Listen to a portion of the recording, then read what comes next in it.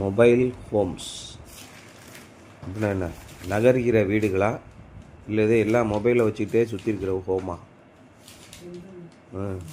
எல்லா பேர்லேயும் வீட்டில் இன்றைக்கி என்ன மொபைல் ஹோம்ஸ் தான்.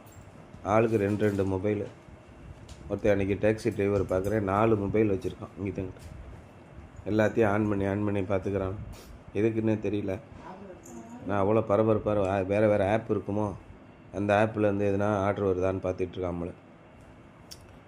Read 2 Corinthians chapter 5 verse 6 ஆறாம் வசனம். We are always confident and know that as long as we are at home. நாம் தரிசித்து நடவாமல் விசுவாசித்து நடக்கிறோம். இந்த தேகத்தில் குடியிருக்கையில் கர்த்தரிடத்தில் குடியிராதவர்களாய் இருக்கோம் என்று அறிந்தும் எப்பொழுதும் தைரியமாய் இருக்கிறோம். ஆமாம், இந்த தேகத்திலே நாம் வாழ்ந்து கொண்டிருக்கும்போது as long as we are at home in the body, we are away from the Lord. நாம் தேவனோடு நெருங்கி இல்லாமல் தேவனிடத்திலிருந்து தூரமாக தள்ளி இருக்கிறோம். அப்படி இருந்தும் that we are always confident and know that, இதை நாம் எப்பொழுதுமே திடமாக நம்பி உறுதியாக நிலைத்திருக்கிறோம் அப்படின்னு சொல்கிறாரு. The people of God can be found in one of two places. தேவனுடைய மக்களை 2 இடங்களில் ஒன்றிலே உங்களால் பார்க்க முடியும். either in heaven on earth, பரலோக ராஜ்யத்திலோ அல்லது பூமியிலோ அப்படின்னு எபேசியர் 3ஆம் அதிகாரம் 15ஆம் வசனத்தில் சொல்கிறார். Believers on earth are at home in the body. பூமியில் இருக்கிறவர்கள் உடலிலே அப்படி இல்லத்தில் இருக்கிறார்கள் அப்படின்ற மாதிரி வருது. while believers who have died are absent from the body. மரித்து போன விசுவாசிகள் உடல் என்ற வீட்டில் இல்லாமல் இருக்கிறார்கள். Believers on earth are absent from the lord. பூமியில் இருக்கிற விசுவாசிகள் தேவனிடத்தில் இல்லாமல் இருக்கிறார்கள். While believers in heaven are present with the lord. அப்போது பரலோக ராஜ்யத்தில் இருக்கிறவர்கள் தேவனோடு இருக்கிறார்கள் அப்படின்ற மாதிரி வெவ்வேறு வசனங்கள் 2 கொரிந்தியர் 5ஆம் அதிகாரம் 8ஆம் வசனம், எபேசியர் 3ஆம் அதிகாரம் இப்படியெல்லாம் சொல்லிட்டு வருது. Because he had this knowledge, Paul was not afraid of suffering and trials. இந்த அறிவு பவுலுக்கு இருந்ததினாலே மிகப்பெரிய பாடுகள் சோதனைகள் வந்தாலும் அதை பொறுத்து அவர் பயப்படவே இல்லை. He was willing to lose his life for the sake of Christ. என் வாழ்க்கையே போனாலும் பரவாயில்லை, நான் இயேசு கிறிஸ்துவுக்காக அதை இழக்க தயாராக இருக்கிறேன் என்ற நிலைக்கு பவுல் வந்திருந்தார். Heaven was not simply a destination for Paul. பரலோக ராஜ்யம் என்பது பவுலை பொறுத்தவரைக்கு போய் சேர வேண்டிய ஒரு இடம் என்று நினைக்கவில்லை. It was a motivation like the heroes of faith in Hebrews. எபிரேயர் 11ஆம் அதிகாரத்திலே சொல்லியிருக்கிற விசுவாசிகளைப் போல அது அவருக்கு ஒரு உந்து சக்தியாக இருந்தது. He looked for heavenly city and governed his life by eternal values. அவர் அந்த பரலோக நகரத்தையே பார்த்து கொண்டிருந்தார். அதற்காக அழியாத மதிப்புகளை தன்னை கட்டுப்படுத்துமாறு வைத்து கொண்டார். இந்த உலகத்திலே மனிதர்கள் வாழும்போது நன்னெறிகளை சொல்லுகிறார்கள். அவன் மோசமான ரவுடியாக இருந்தாலும் அவன் நன்னெறிகளை பின்பற்ற வேண்டும் என்று சொல்லுகிறான். அதுக்கு என்ன சொல்கிறான்? சினிமாத்தில் வசனங்கள்லாம் வரும். எதிரியை கூட மன்னிச்சிருவேன், துரோகியை மன்னிக்க மாட்டேன் அப்படின்னு. அது நன்னெறிகள் அவனும் வச்சுருக்கான். நீனே ஒரு பொறுக்கி, உனக்கு ஒரு நன்னெறியாடா? அப்போ மனிதர்கள் ஏன் நன்னெறியோடு வாழ வேண்டும் என்று நினைக்கிறார்கள் என்றால், தேவனுடைய வித்து மனிதர்களுக்குள்ளே இருக்கிறது. இயல்பாகவே நல்லது செய்ய வேண்டும் என்று அவனுடைய மனசாட்சி சொல்லும். ஆனால் ஆமாம் அப்படிலாம் வாழ்ந்தா முடியுமா அப்படின்னு மனசாட்சியை கொன்று விட்டு அசுத்தமான காரியங்களையும் துரோகங்களையும் செய்கிறார்கள். Paul had a valuable treasure in the earthen vessel of his body and he wanted to share that treasure with a bankrupt world. Pavul தன்னுடைய உடலிலே ஒரு மதிப்பு அதிகமாக உள்ள மதிப்பு, இன்ன மதிப்புன்னு சொல்ல முடியாது, விலையிடப்பட முடியாத ஒரு பொக்கிஷத்தை வைத்திருந்தார். அந்த பொக்கிஷத்தை யாருக்கு கொடுக்க வேண்டும் என்று நினைத்தார்? எல்லாவற்றையும் இழந்து ஒன்றுமில்லாமல் போய் தரித்திரனாக இருக்கிற இந்த உலகத்திற்கு கொடுக்க வேண்டும் என்று நினைத்தார். 10 நாள் பசியாக கிடக்கானோ, ஏதோ தண்ணியும் கூளையும் குடிச்சிக்கிட்டு அவனுங்களுக்கு போய் பிரியாணி அண்டாவாக சப்ளை பண்ணால் எப்படி இருக்கும்? அது மாதிரி உங்களுக்கு அடுத்த 1 மாதத்துக்கு ஃபுல் சாப்பாடு ரெடியாக இருக்குது. அப்படின்ற மாதிரி பவுல் அநேக மதிப்புமிக்க காரியங்களை வைத்திருந்தார். பாலின் டாக்ட்ரைன்னு பேர். இன்னைக்கு வரைக்கும் உலகத்தில் இருக்கிற அத்தனை டினாமினேஷன் சர்ச்சஸ், இயேசு கிறிஸ்துவின் பெயரை சொல்கிற அத்தனை சபைகளும் பவுலுடைய போதனைகளை ஏற்றுக்கொள்கிறார்கள். அப்பேற்பட்ட பொக்கிஷத்தை தன்னுடைய உடலிலே வைத்திருந்தார். தன்னுடைய மனதிலே சிந்தித்து கொண்டிருந்தார். தேவனோடு வாழ்ந்து கொண்டிருந்தார். ஆனால் தேவனை விட்டு பிரிந்து இந்த உலகத்திலே வாழ்ந்து கொண்டிருந்தார். அதை யாருக்கு கொடுக்க வேண்டும் என்று நினைத்தார்? இந்த அழிகிற உலகத்திற்கு கொடுக்க வேண்டும் என்று நினைத்தார். And he wanted to share that treasure with the bankrupt world. He had a confident faith that conquered fear and he had a future hope. அப்போது பயங்கள் சுற்றி நெருக்கி வந்து கொண்டே இருந்தன. எந்த நேரத்திலும் தன்னுடைய வாழ்க்கை நாசமாக போகலாம். கப்பற் சேதங்கள், பட்டயங்கள், சிறைகள், மகா கொடுமைகள் நடந்தன. எதற்காக? நியாயமாக வாழ்ந்ததற்காக. எந்த துரோகமும் செய்யாமல் 100% தேவனுக்கு முன்பாக நீதியும் நியாயமும் செய்ததற்காக. பவுல் ஒரு அநியாயமும் செய்யவில்லை. இன்றைக்கி இருக்கிற எந்த ஜட்ஜு வந்தாலும் சொல்லுவாங்க, அது ஒன்றும் தப்பான விஷயம் கிடையாது. எந்த விஷயமே அவருடைய வாழ்க்கையில் ஒரு சிறு தவறு கூட செய்யவில்லை. அப்படி இருந்தும் மகா பெரிய கொடுமைகளை சந்திக்கிறார். அப்போ என்ன இது? நல்லது செஞ்சால் நல்லது தானே நடக்கணும். அவருடைய எப்பையும் அவருக்கு தொடர்ந்து கொண்டே இருந்தது பயம். அந்த பயத்தை எல்லாம் எப்படி மேற்கொண்டார் என்றால், அவருக்கு ஒரு எதிர்கால நம்பிக்கை இருந்தது. அந்த எதிர்கால நம்பிக்கையினாலே அவர் இந்த பயங்களை எல்லாம் மேற்கொண்டு வந்தார். No wonder Paul was more than a conqueror. அப்போது வெற்றியிலும் வெற்றி சிறந்தவராக பவுல் வாழ்ந்ததற்கு அதில் எந்த விதமான ஆச்சரியமும் இல்லை. Even believer in Jesus Christ has these same marvelous possessions and can find through them courage for the conflict. Every believer in Jesus Christ, இயேசு கிறிஸ்துவிலே விசுவாசம் வைத்திருக்கிற ஒவ்வொரு விசுவாசிக்கும் இதே அளவு அற்புதமான உடைமைகளை, பொக்கிஷங்களை வைத்துக்கொள்ள முடியும். and can find through them courage for the conflict. அப்போ என்ன அர்த்தம்னா, எப்போ பார்த்தாலும் உங்களுடைய வாழ்க்கையில் போராட்டங்களை எதிர்த்து நீங்கள் போரிட வேண்டும், நீங்கள் ஜெபிக்க வேண்டும், நம்பிக்கையுள்ளவர்களாக இருக்க வேண்டும். போராட்டங்கள் வருகின்றன, பயங்கள் வருகின்றன, இப்படியே சொல்லிக்கிட்டே இருப்பாங்களா? சிந்திக்கும் போதே நல்ல சந்தோஷமான எதிர்காலம், ஒளிமயமான எதிர்காலம் உங்களுக்கு இருக்கிறது. நீங்கள் மன மகிழ்ச்சியாக இருப்பீர்கள். உங்களுக்கு எதிரியே யாரும் இருக்க மாட்டார்கள், ஆசீர்வாதமாக இருப்பார்கள் அப்படின்னு சொல்லாமல், போராட்டங்கள் வரும், எதிர்த்து நில்லுங்கள், தைரியமாக இருங்கள், பயப்படாதீங்கள், நான் உங்களோடு கூட இருக்கிறேன், இப்படியெல்லாம் சொல்லிக்கிட்டு இருக்கீங்களே, ஏதாவது ஒரு சிந்தனை இருக்கா உங்களுக்கு? யோசிச்சு பாருங்கள். பைபிளில் சொல்கிறது பூரா எல்லா பிரசங்கியாரும் பிரசங்கிக்கிற பார்த்தீங்கன்னா, உங்கள் கண்ணீரை தேவன் துடைப்பார், எங்கள் கவலைகளை போக்குவார், இப்படியே சொல்லிக்கிட்டு இருக்காங்க. எங்கள் சந்தோஷத்தை இன்னும் நிறைவாக்குவார்னு ஏன் சொல்லலை?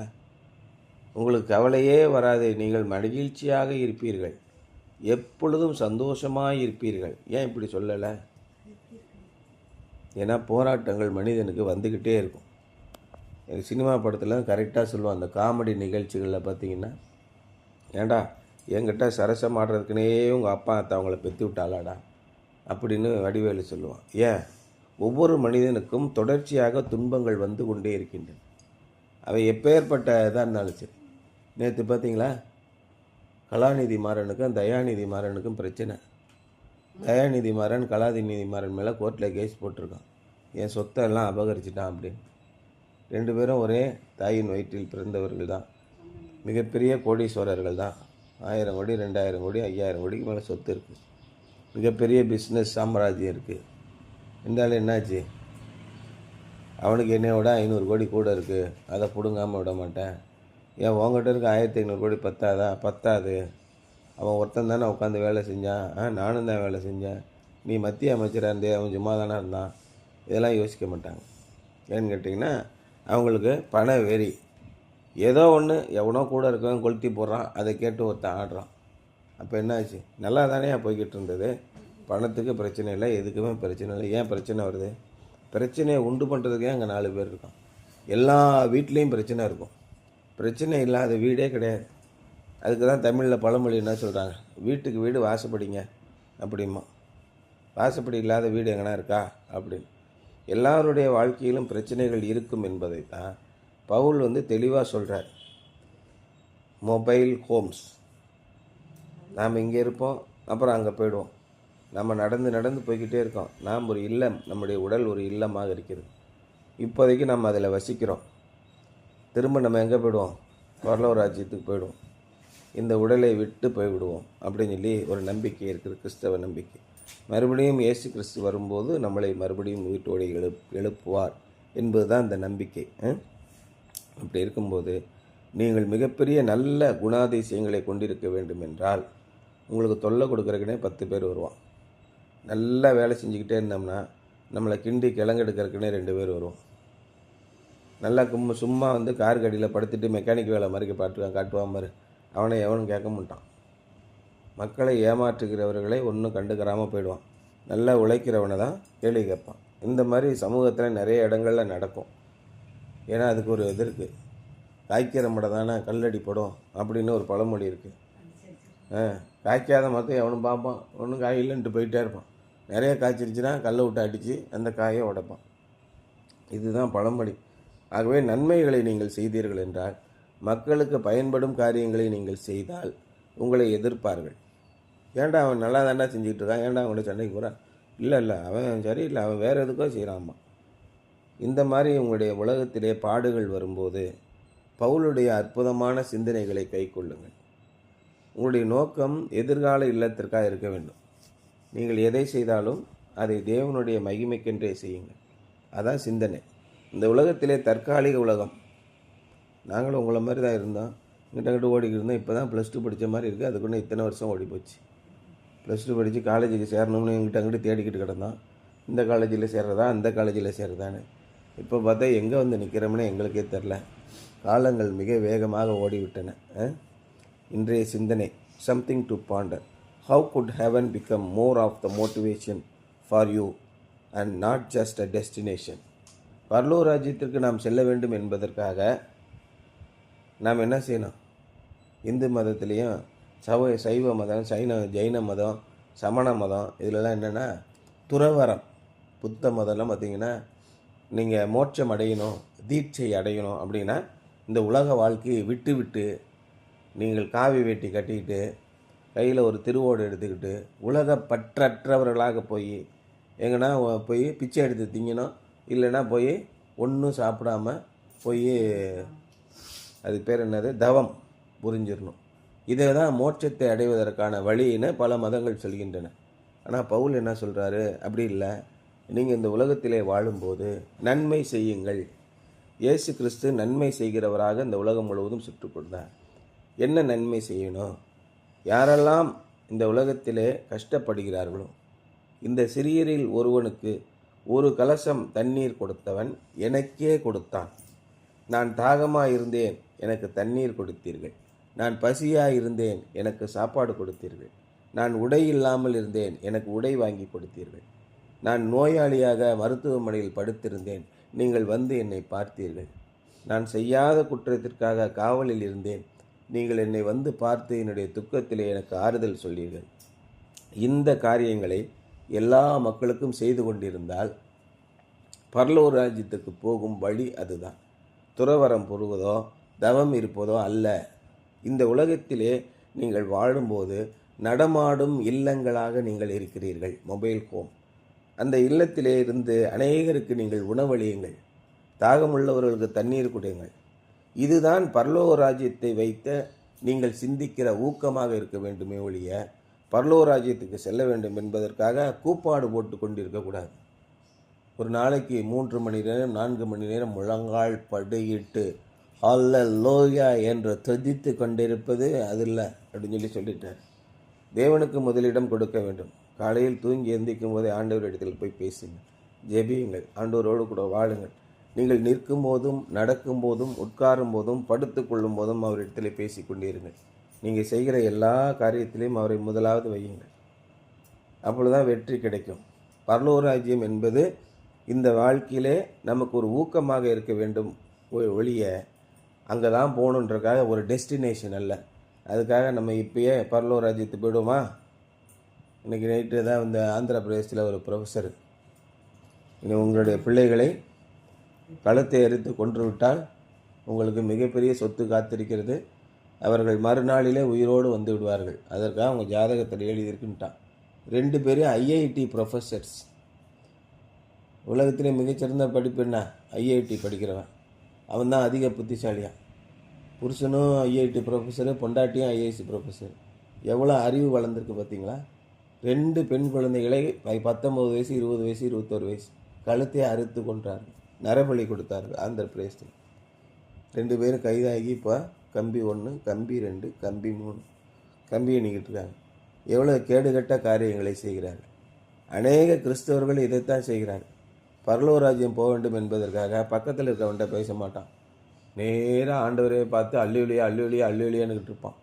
இவர்களெல்லாம் பார்த்து தான் இயேசு சொன்னார், என்னை நோக்கி கர்த்தாவே கர்த்தாவே கர்த்தாவேன்னு ஏன் கத்தி தொலைக்கிறீங்க, போய் எளிமையானவர்களுக்கு உதவி செய்யுங்கள்னு சொல்லி சொன்னார்.